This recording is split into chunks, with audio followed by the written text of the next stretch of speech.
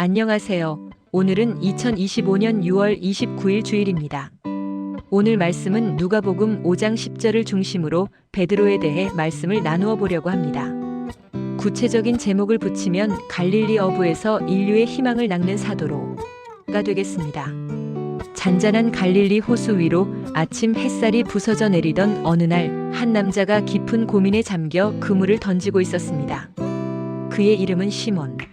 거친 바다와 씨름하며 평생을 어부로 살아온 그는 비록 고단했지만 익숙하고 예측 가능한 삶을 살고 있었습니다. 하지만 그날 그의 그물에 걸린 것은 물고기가 아니라 그의 삶을 송두리째 바꿀 한마디 말씀이었습니다. 나를 따르라. 내가 너희를 사람을 낚는 어부가 되게 하리라. 이 말씀은 시몬 베드로, 곧 반석이 될 베드로의 위대한 이야기가 시작되는 서막이었습니다. 이 이야기는 한 어부가 어떻게 인류의 희망을 낚는 위대한 사도가 되었는지를 보여줄 것입니다. 1. 거친 파도 속에서 들려온 부르심 익숙함을 벗어던진 순종. 갈릴리 호수의 어부 시몬은 그날 밤새도록 그물을 내렸지만 한 마리도 잡지 못했습니다. 허탈감과 피곤함이 온몸을 짓누르는 아침, 한 젊은이가 그의 배에 올라타 사람들을 가르치기 시작했습니다. 그가 바로 예수님이셨습니다. 말씀을 마치신 예수님은 시몬에게 깊은 데로 가서 그물을 내려 고기를 잡으라고 말씀하셨습니다. 밤새도록 애썼던 시몬은 망설였지만 그 알 수 없는 권위에 이끌려 순종했습니다. 그리고 그 결과는 경이로웠습니다. 그물이 찢어질 듯 엄청난 수의 물고기가 잡혔고 시몬은 경외감에 휩싸여 예수님의 발 앞에 무릎 꿇었습니다. 주여, 나를 떠나소서. 나는 죄인입니다. 예수님은 부드러운 미소를 지으며 말씀하셨습니다. 두려워하지 말라. 이제부터 너는 사람을 낚는 어부가 되리라. 이 한마디에 시몬은 모든 것을 버리고 예수님을 따랐습니다. 그의 형제 안드레와 함께, 그리고 동업자였던 야고보와 요한도 함께였습니다. 이 순간부터 시몬은 자신의 모든 것을 내던지는 삶을 시작했습니다. 그에게는 익숙한 배와 그물, 가족을 부양하던 어업이 전부였습니다. 하지만 예수님의 부르심은 그 모든 것을 뒤로 하고 미지의 영역으로 나아가게 하는 강력한 힘을 지녔습니다. 그의 즉각적인 순종은 단순히 놀라운 기적에 대한 반응이 아니었습니다. 그것은 예수님이라는 존재가 주는 알 수 없는 권위와 사랑에 대한 본능적인 응답이었습니다. 베드로는 12제자 중에서도 유독 돋보이는 존재였습니다. 그는 뜨거운 열정과 때로는 지나치게 충동적인 성격을 지녔습니다. 예수님께서 물 위를 걸어오시는 것을 보고 자신도 걷겠다고 나섰다가 의심하는 순간 물에 빠져 허우적거렸고 예수님의 순한 예고를 듣고는 주여, 그리 마옵소서. 이 일이 결코 죽게 미치지 아니하리이다라며 예수님을 만류하다가 사탄아, 내 뒤로 물러가라는 준엄한 꾸중을 듣기도 했습니다. 그의 이러한 모습은 때로는 미련하고 서툴러 보였지만 그 안에는 예수님을 향한 순수하고 지극한 사랑이 담겨 있었습니다. 그는 예수님을 향한 뜨거운 애정을 숨김없이 드러냈으며 이는 예수님께서 그를 특별히 여기시는 이유 중 하나였을 것입니다. 예수님은 특별한 순간마다 베드로, 야고보, 요한을 가까이 두셨습니다. 변화산에서 예수님의 영광스러운 모습이 드러났을 때, 야이로의 딸을 살리실 때, 그리고 십자가를 앞두고 겟세마네 동산에서 기도하실 때도 베드로는 예수님의 가장 사적인 고뇌와 영광의 순간들을 함께했습니다. 이러한 경험들은 베드로의 신앙을 깊게 하고 그가 앞으로 감당해야 할 막중한 사명을 위한 귀한 훈련의 시간이 되었습니다. 베드로는 단순히 예수님을 따르는 추종자가 아니라 예수님의 내면을 가장 깊이 이해하고 공유하는 최측근 제자로서 성장해 나가고 있었습니다. 그의 투박한 마음속에는 예수님을 향한 굳건한 신뢰가 뿌리내리고 있었고 이는 곧 다가올 시련 속에서도 그를 지탱해줄 힘이 될 것이었습니다. 흔들리는 반석, 위대한 고백과 쓰라린 실패. 베드로의 제자도는 순탄하기만 한 길은 아니었습니다. 영광스러운 순간들 사이에는 그의 연약함이 드러나는 쓰라린 실패의 순간들도 있었습니다. 그러나 이러한 실패들은 역설적으로 그를 더욱 강하고 깊이 있는 신앙인으로 만드는 촉매제가 되었습니다. 갈릴리 북쪽 가이사랴 빌립보 지방에서 예수님은 제자들에게 질문을 던지셨습니다. 사람들이 나를 누구라 하느냐? 제자들이 각자의 대답을 내놓자 예수님은 다시 물으셨습니다. 그러면 너희는 나를 누구라 하느냐? 망설임 없이 베드로는 우렁찬 목소리로 고백했습니다. 주는 그리스도시요 살아계신 하나님의 아들이시니이다. 이 고백은 단순히 인간적인 지식을 넘어선 성령의 감동으로 이루어진 신앙의 선언이었습니다. 예수님은 베드로의 고백을 듣고 감격하시며 말씀하셨습니다. 바요나 시몬아, 내가 복이 있도다. 이를 내게 알게 하니는 혈육이 아니요 하늘에 계신 내 아버지시니라. 또 내가 내게 이르노니 너는 베드로라. 내가 이 반석 위에 내 교회를 세우리니 음부의 권세가 이기지 못하리라. 베드로는 자신의 이름처럼 교회의 굳건한 반석이 될 것이라는 위대한 약속을 받았습니다. 그는 이제 시몬이 아니라 베드로, 곧 반석이라는 새로운 이름을 얻게 된 것입니다. 천국 열쇠를 받는 상징적인 의미의 권위도 함께 주어졌습니다. 하지만 이 위대한 고백의 기쁨도 잠시 베드로는 예상치 못한 시험에 직면합니다. 예수님께서 체포되시던 밤 겟세마네 동산에서 예수님은 제자들에게 함께 깨어 기도해달라고 간청하셨지만 베드로는 잠들어 버렸습니다. 그리고 예수님이 체포되시는 순간 그는 칼을 휘둘러 대제사장의 종의 귀를 자르는 충동적인 행동을 합니다. 비록 예수님을 향한 마음이었지만 그의 행동은 여전히 인간적인 혈기에 사로잡혀 있었습니다. 그리고 이어진 재판정 앞에서 베드로는 자신의 가장 깊은 연약함과 마주하게 됩니다. 예수님을 결코 버리지 않겠다고 큰소리쳤던 그는 단지 하녀의 질문에 불과한 너도 갈릴리 사람, 예수와 함께 있었도다라는 말 한마디에 예수님을 모른다고 3번이나 부인했습니다. 닭이 울고 예수님의 시선이 자신을 향했을 때 베드로는 자신의 배신을 깨닫고 통곡했습니다. 그의 마음은 찢어지는 듯 아팠습니다. 자신을 반석이라고 칭했던 예수님의 말씀이 무색할 만큼 그는 모래처럼 부서져 내리는 자신을 보았습니다. 절망감과 자괴감이 그를 집어삼켰습니다. 그의 위대한 고백은 처절한 실패 앞에서 무너져 내리는 듯 보였습니다. 이 경험은 베드로에게 깊은 상처로 남았지만 동시에 그의 교만함을 꺾고 겸손함을 배우게 하는 중요한 계기가 되었습니다. 그는 자신의 의지가 얼마나 연약한지 하나님의 은혜 없이는 아무것도 할 수 없음을 처절히 깨달았습니다. 3. 용서와 회복. 다시 불붙은 사명의 불꽃. 베드로의 절망은 오래가지 않았습니다. 예수님께서는 그를 포기하지 않으셨습니다. 부활하신 예수님은 베드로에게 찾아오셔서 그의 마음을 다시 일으켜 세우셨습니다. 이 순간은 베드로의 사역에 있어 가장 중요한 전환점이었습니다. 부활 후 예수님께서는 제자들이 있는 디베랴 바닷가로 찾아오셨습니다. 밤새도록 고기를 잡지 못해 지쳐있는 제자들에게 예수님은 다시 한번 그물을 배 오른편에 던지라고 말씀하셨고 그물은 다시금 엄청난 물고기로 가득 찼습니다. 기적을 깨달은 베드로는 곧바로 물로 뛰어들어 예수님께 달려갔습니다. 해변에서 예수님은 제자들을 위해 숯불을 피워놓고 아침 식사를 준비하고 계셨습니다. 이 따뜻한 식사 자리에서 예수님은 베드로에게 잊을 수 없는 질문을 던지셨습니다. 요한의 아들 시몬아, 내가 이 사람들보다 나를 더 사랑하느냐? 베드로는 3번이나 예수님을 부인했던 기억 때문에 괴로워하며 주님, 그러하나이다. 내가 주님을 사랑하는 줄 주님께서 아시나이다라고 대답했습니다. 예수님은 그의 대답을 들으시고 매번 내 어린 양을 먹이라, 내 양을 치라, 내 양을 먹이라고 말씀하셨습니다. 이 3번의 질문과 베드로의 고백은 그의 3번의 부인을 상징적으로 용서하고 회복시키는 과정이었습니다. 예수님은 베드로의 실패를 책망하지 않으시고 오직 사랑을 확인하고 다시금 목양의 사명을 부여하셨습니다. 이 순간 베드로의 마음속에 꺼져가던 사명의 불꽃이 다시 뜨겁게 타올랐습니다. 그는 이제 자신의 연약함과 예수님의 무한한 사랑을 동시에 경험한 진정으로 겸손하고 견고한 반석으로 거듭나게 되었습니다.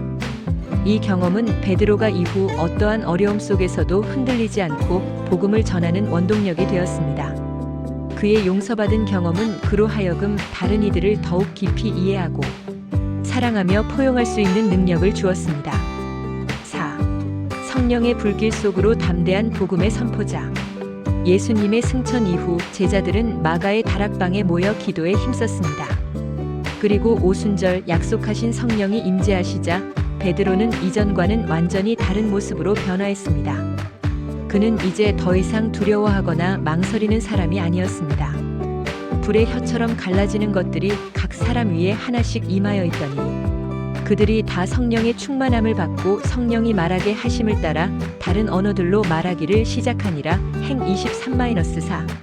이 놀라운 성령의 역사가 일어나자 사람들이 어리둥절해하며 제자들이 세술에 취했다고 조롱했습니다. 바로 그때 베드로는 11 사도와 함께 일어나 담대하게 설교하기 시작했습니다. 그의 목소리는 우렁찼고 그의 말에는 권능이 있었습니다. 그는 구약의 예언들을 인용하며 예수님의 죽음과 부활 그리고 성령 강림의 의미를 명확하게 선포했습니다. 다윗이 예언한 메시아가 바로 여러분이 십자가에 못 박아 죽인 예수 그리스도이시다.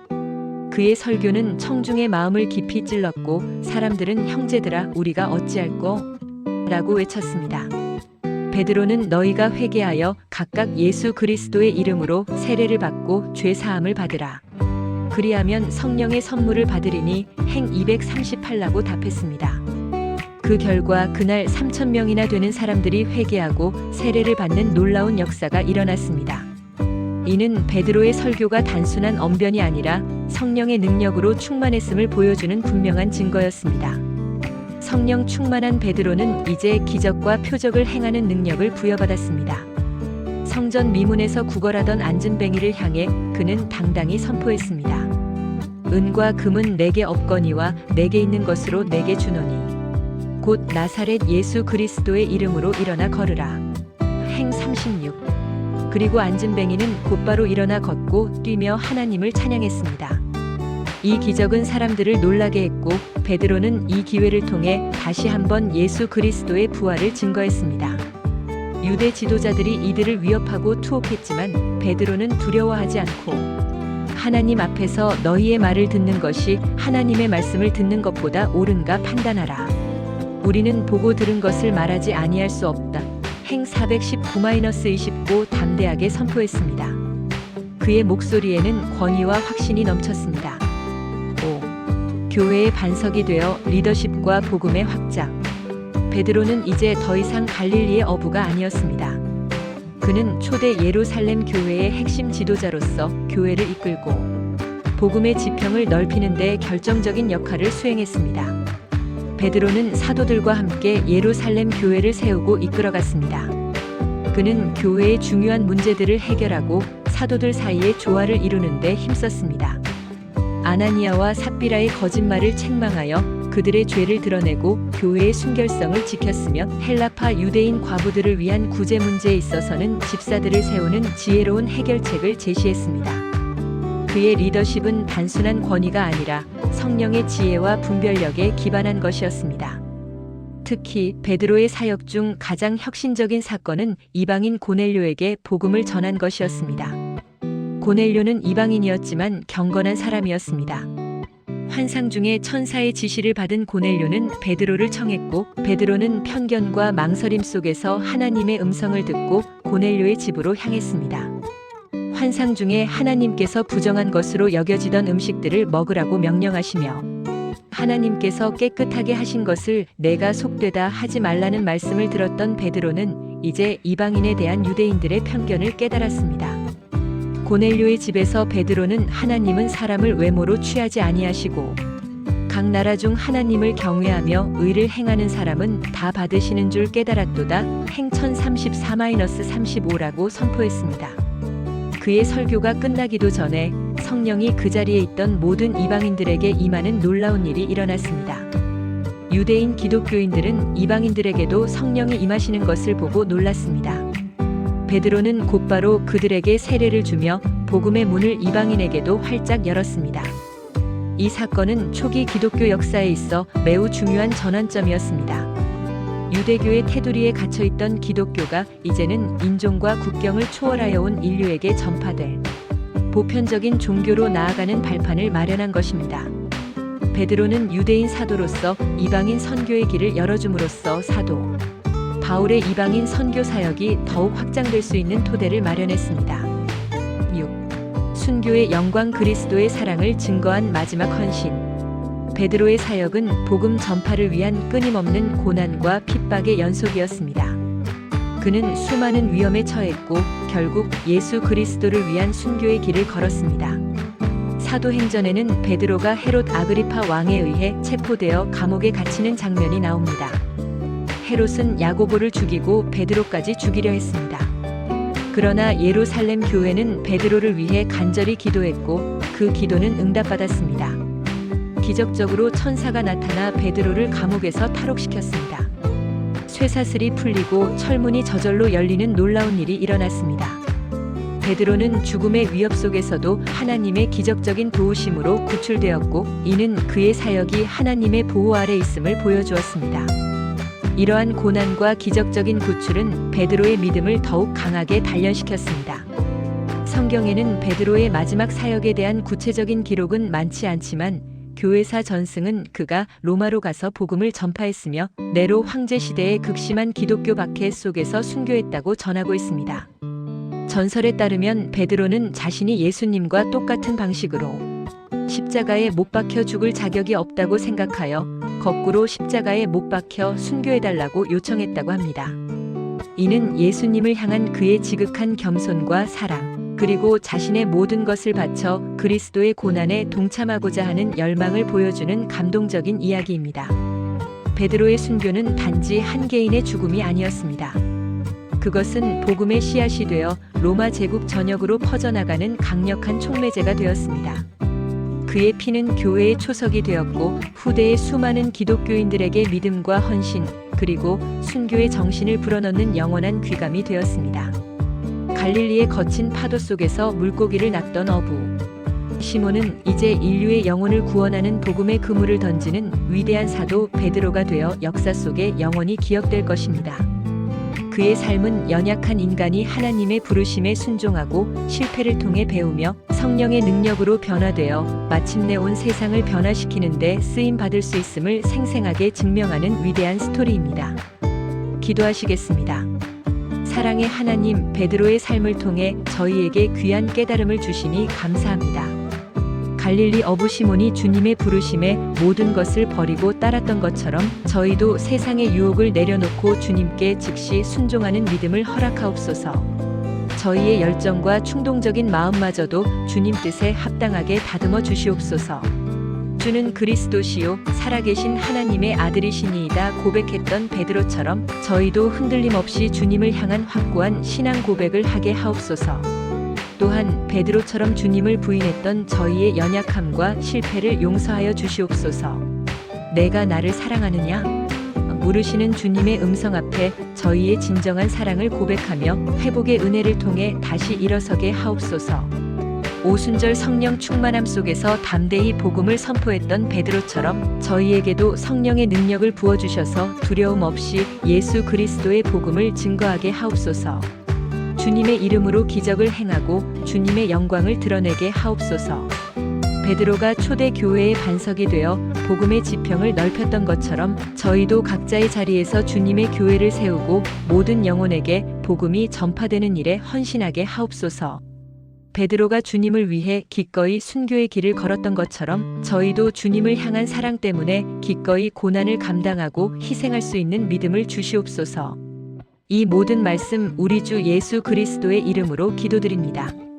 아멘.